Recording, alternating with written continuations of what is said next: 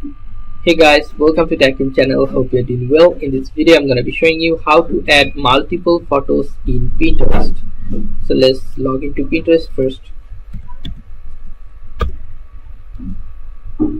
Now log into your Pinterest account with ID and password.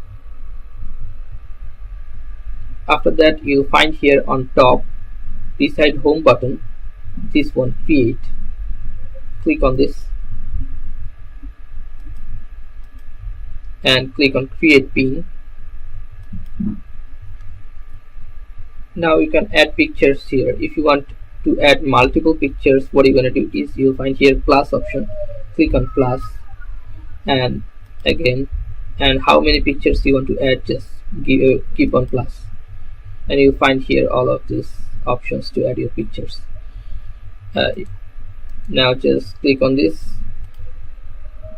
and add pictures from your computers, and just right here, and after adding all, you must save this. Okay, just save this.